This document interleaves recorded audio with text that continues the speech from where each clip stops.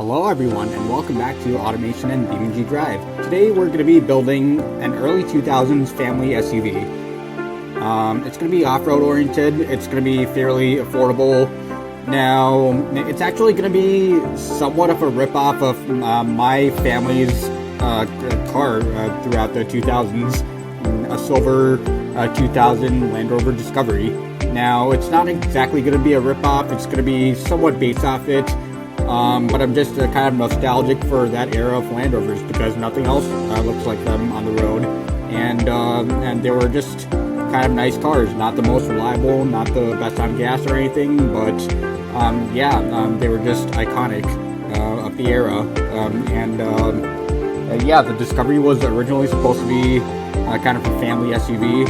A little bit more practical than the Range Rover, a little bit cheaper, a little bit easier to live with, but it eventually became its own kind of luxury SUV. So now, with my build, I think I want to go with a little bit more of a utilitarian, kind of cheap, but not too bare bones family SUV. But I still wanted to have the same capability as my dad's Discovery did at the time. We took it on several road trips around the country, and it was I still have fond memories of that car. It was quite nice. So what I will say is that I kind of already built this car because I started recording, and then when I was building the car, and when I was done building the car, I looked at my phone and I saw that 45 minutes had passed, which means that I just droned on and on and on about the actual Land Rover Discovery for way too long, and nobody wants to watch a 45-minute video, so I'm gonna make this short and sweet, and I'm gonna record and this whole thing. I'm not gonna build the car again, but I'm gonna show you all the design choices I went through, and engineering choices actually, and so first things first, we're gonna go with the 1988 unlock SUV body, and we're gonna go with partial aluminum panels.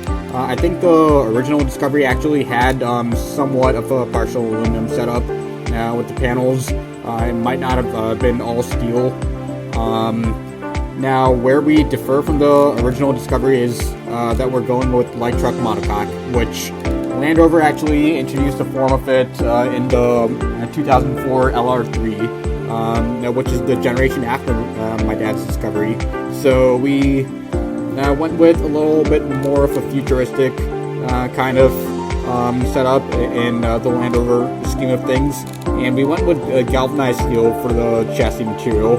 Front longitudinal, like any off-roader should be. Instead of solid coil axles all around like my dad's Discovery had, I went with double wishbone up front for a smoother ride, and solid axle coil in the back to retain some of that off-road cred. But that's pretty much it for the chassis. Nothing too out of the ordinary. I did give 2 tech pool to every category, and I feel that's about appropriate for around the early 2000s. Now, where again, another aspect where I just deferred from the original Discovery is going with an inline 6 instead of the Rover V8 the original Discovery had. Mainly because the original Discovery did have rather cruddy gas mileage, around 12 city, 18 highway, so I wanted to give it better stats. I wanted to make it a little bit more reliable than what Land Rovers are typically known for. So I went with an inline 6. It's a pretty smooth engine. It's not too powerful. It's not too lethargic. It's fairly good on gas. It's fairly reliable. I went with a 3.4 liter overhead cam, 2 valves per cylinder, aluminum construction all around. So nothing too out of the ordinary for an off-roader around this time period. And I went with a 3 quality over here to give that reliability boost. I went with cast internals all around and low friction cast for that miles per gallon boost because, of course, we're going to want to best the Discovery when it comes to fuel economy, since that's very important. Of course, it isn't important for an off-roader, but it's better than a Land Rover. And yeah, 10.5 to 1 compression. I went with a fairly low cam profile and a fairly low red line. I went with VVT, which is a little bit advanced for an off-roader at this time, but you were starting to see VVT creep into more family cars around this time period, so it could be reasonable. Let's see. I went with naturally aspirated since this is more of a base model instead of a sport model. Multi-point fuel injection, standard mid intake, and around not too rich of a fuel mixture, just around normal. I think this is the default 50. And the quality, I went with +3, again for the reliability boost. Headers, I went with cast mid headers instead of tubular. Don't think tubular really makes sense on an off-roader. Went with a high flow 3-way cat, reverse flow mufflers, and altogether it makes around 200 horsepower, which is reasonable for an SUV of this time period, and pretty meaty torque curve at 217 pound-feet at about half its red line, so it's pretty good overall. I went with the 5-door version of the body, and I did kind of morph it around a little bit to make it look a little bit more like a Discovery or an LR3 actually. We've had a couple of we've actually rented a couple of those. They always used to be loaner cars at the Land Rover dealership whenever my dad's Discovery was in the shop, so I've had some experience with them. But I went with the Range Rover looking body, and I shaped it to make it look like a Discovery using the morphs. I did use one quality point on the body, again for that reliability boost. You can see this is a little bit of a recurring theme with this vehicle: reliability, basically everything that a Land Rover isn't, but in a Land Rover shape. Yeah, that's what we're going with here. And as for the brand, I'm going with my Australian brand, MTC, which kind of makes off-roaders as well as SUVs, trucks. They make rally cars, pretty much everything off-road focus. They have it covered. And I went with the 4-wheel drive layout, and I went with an automatic gearbox. Manual would be cool, but unfortunately this is more of a family SUV, and most families want to drive automatic, at least in the United States and in similar countries. So I went with a decently high rear end ratio, and with with 95 spacing. I went with the manual locker differential, which means in BeamNG.drive it's going to be spawning with front, rear, and center differentials, all lockable. And I went with one quality on the transmission. I went with hard long life tires because frankly all terrain tires are just terrible in BeamNG, and they also kind of suck in terms of miles per gallon. And I found that hard long life tires are actually pretty good off-road, so I think that's what I'm going to be using. I went with 225 tire widths and 17-inch rims. I went with semi-profile, which is reasonable for an off-roader, and alloy wheels. And I went with vented discs all around to prevent brake fade while off-roading. I went with an off-road skid tray, of course, and kicked the brake airflow up quite a bit. I went with a 7-seater. Now, our Discovery was actually a 5-seater, which is kind of the reason why we sold it off, because we needed a 7-seater to transport, to kind of take my family as well as my grandparents on a road trip to Arizona, to the Grand Canyon. And we didn't have that extra seat row at the back, which is why we traded it in for a Honda Pilot eventually. But yeah, some Discoveries did come with 7 seats, and that's what I'm going for over here.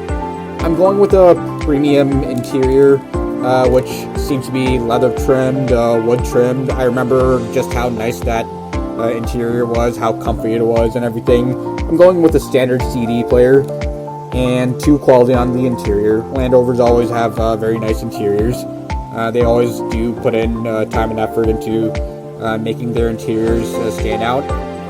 Whatever time and effort they obviously didn't put into reliability or anything, or making it fuel efficient or that kind of stuff.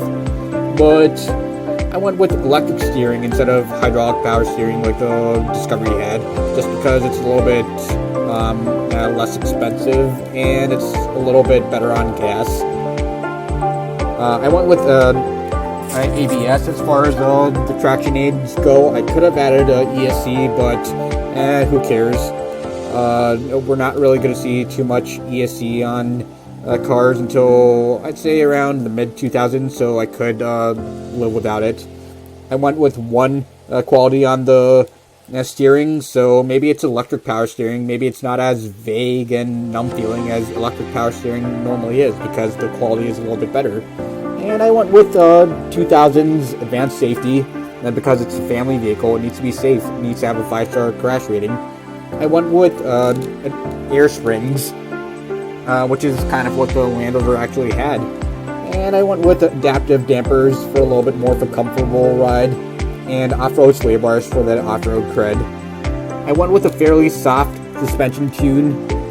I don't want the roll angle to be too high or anything, because it's gonna drive like crap on the road, and we don't want that or anything. But I went with a fairly high ride height and a fairly well balanced but soft suspension for off-roading, as well as daily drivability. So everything considered, we have a vehicle that costs $27,500. Now, I actually asked my dad how much he paid for that Land Rover, and he told me it was around $37,000, which I don't want to pull out a calculator, inflation calculator, and Google it or anything, but I want to say that comes out to, in 2022 money, I'd say that comes out to around $50,000. So $27,500, that's actually a bargain compared to a Land Rover. I don't understand why Land Rovers are considered more of a luxury vehicle in the United States, whereas in Europe and Great Britain, they're kind of a utilitarian, normal SUV that everyone drives. It's like their Ford Explorer, I guess.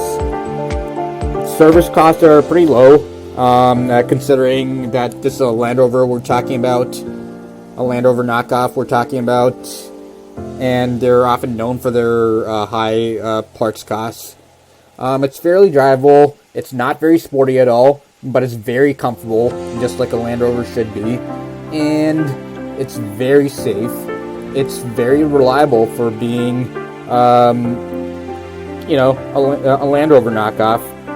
So I think we're doing better than the original Land Rover in that regard. It's very good off-road, considering it doesn't have chunky off-road tires. And it's pretty utilitarian. It can tow quite a bit. It's very practical. And let's see. The acceleration isn't that great. And my dad did say that his Land Rover did have pretty good acceleration on the highway. But all things considered, it only had around 200 horsepower. And I just don't think that it did much better than this in terms of acceleration, straight line speed. And I remember my family's Discovery having around, I think, 130 mile per hour speedometer, and so I set that to the top speed. The roll angle is a little bit concerning, but I don't think it's going to be too bad. It's an off-roader, so it needs some kind of roll. It's fairly heavy, but not too heavy, all things considered, and it can carry over a ton, and the added weight in terms of towing capacity, that's 34 plus 25, so around 6,000 pounds, give or take. That's a pretty good towing capacity for an SUV of this era with only a 6-cylinder engine. And I chose silver for the color because And that's what our Land Rover was, and I just think it looked really handsome in that color. It just brought out the best in its features. I went with the plastic bumpers for more of a rugged utilitarian look, and overall I'm pretty impressed with how this body has turned out. Now I will try and design this car over the next couple of hours, and obviously you don't want to watch hours upon hours of me designing the car, so I think I'm gonna speed up the footage and not talk at all during the footage, so you can just watch me kind of speed run the footage, except it's not really speed run, it's just me designing it as normal, but it's sped up. You get it? But yeah, see you after the thing is over. Yeah.